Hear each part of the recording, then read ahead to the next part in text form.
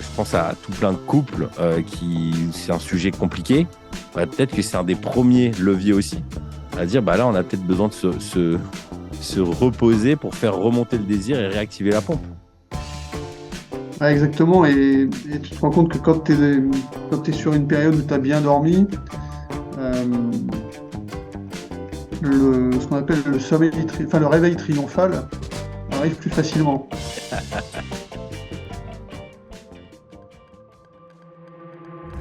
Une des raisons pour lesquelles je me couchais tard, c'est que justement, si je dormais trop, je rêvais du travail. Je revivais des situations, mais avec des émotions, Hmm. voilà, des inconforts. Et je détestais, et je déteste encore faire ça. Là, en ce moment, ça m'arrive beaucoup. Mais du coup, maintenant, j'ai changé ma perception de la situation. Je me dis, en fait, c'est bien, je suis en train de le traiter. Mais il y a quelque chose d'assez inconfortable parce qu'on a l'impression d'embarquer le boulot dans le lit, quoi. Bon, ton cerveau a besoin de ce moment-là pour se libérer de plein de choses inconscientes, en fait. Donc, il faut le laisser travailler. C'est, tout ne peut pas être sous contrôle. J'aime bien cette différence entre le contrôle et la maîtrise. Et donc, cette partie inconsciente, il faut la laisser faire. Vas-y, contrôle, maîtrise, c'est quoi la différence? Ah, euh, alors ça, c'est beaucoup plus global. Moi, c'est une philosophie que j'essaye d'appliquer. Toutes les stratégies de contrôle, elles sont basées sur une émotion qui est la peur. Je veux tout vérifier tout le temps. Et ça parlera ça aussi aux dirigeants, aux managers, aux décideurs. Plus on va monter euh, et plus il va être compliqué de tout contrôler et plus ça peut être anxiogène pour ceux qui sont sous le contrôle. A contrario, la maîtrise, c'est des stratégies qui sont basées sur la joie et sur le bonheur plutôt. Donc, je vais prendre, en fait, les situations seront les mêmes, mais je vais avoir un mindset complètement différent pour les gérer. Dans les deux cas, ça va nécessiter une grande compétence, mais il y aura beaucoup plus d'acceptation de justement ce que je peux maîtriser ou pas, de ce qu'évoquait Marc Aurèle. Euh, voilà, si j'arrive à faire ce distinguo, à ma foi, la vie, elle est quand même beaucoup plus simple et beaucoup plus facile. Une forme de En fait, stoïcisme. C'est-à-dire, en ouais, gros, je encore une décide de fois. mettre mon énergie sur ce que je peux vraiment contrôler, maîtriser. Du coup, le maîtrise, ça m'appartient plus que le contrôle, c'est vouloir forcer. Voilà. Ce serait ça? Et puis c'est surtout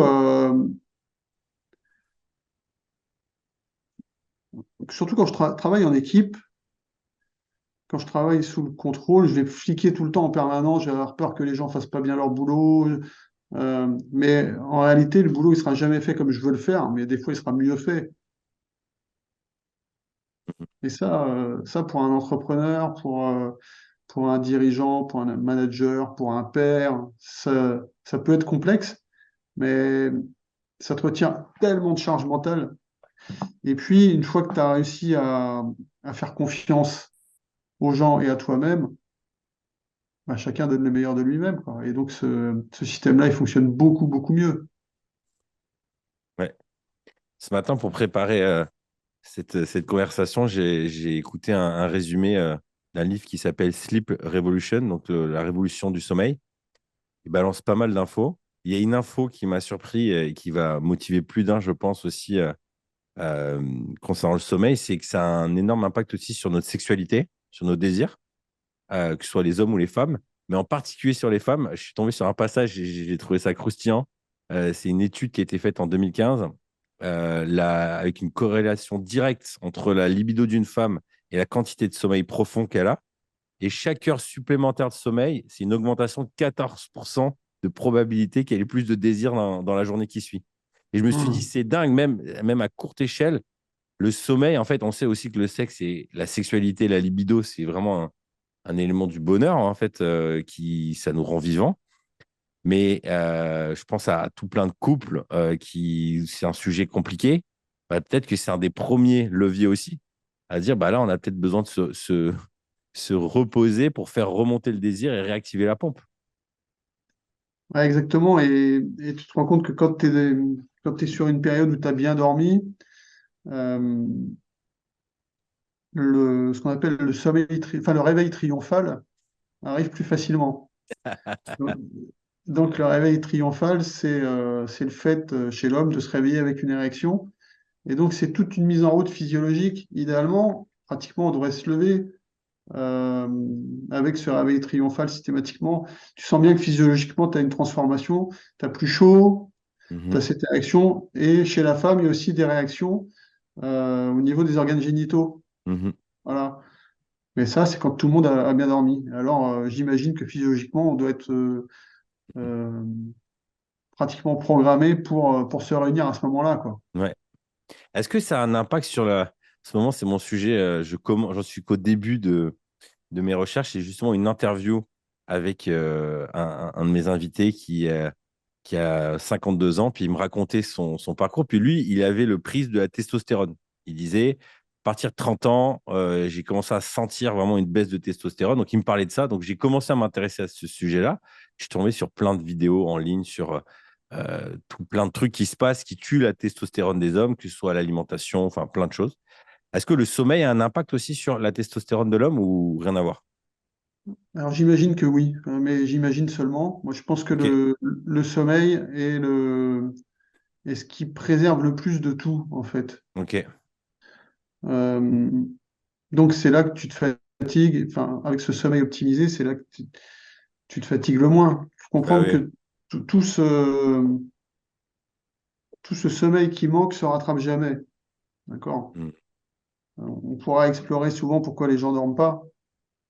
Il y a souvent des raisons psychologiques basées sur des croyances n'existent pas. Le sommeil est une petite mort, donc plus je dors, plus je meurs. Mais c'est une fausse croyance parce que ce qu'on perd à ce moment-là, enfin ce qu'on gagne, je dirais, en temps plutôt de vie, entre guillemets, à ce moment-là, on le perd au bout, d'une certaine manière. Et on le perd surtout en qualité. Ouais. Voilà. Donc, in fine, je crois qu'on gagne pas grand-chose à faire ça, quoi. Mm.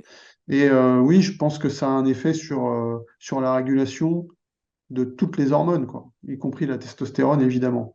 Mm. Alors, il y a une dégradation naturelle, mais franchement, tous les gens qui performent ont une gestion du sommeil adaptée. Alors, il y a sûrement plein de variables possibles, mais en tout cas, les gens sont attentifs à ça, quoi. Si cet échange a fait écho avec ton propre cheminement, je pense que tu vas apprécier l'e-book que j'ai rédigé pour les papas, patrons, pèlerins.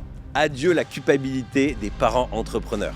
J'ai mis à l'écrit 17 pensées qui m'ont aidé à réduire de 30% ce sentiment de culpabilité. Tu sais, cette impression de ne pas être assez présent pour ma famille, pour mon travail. Pourquoi 30%?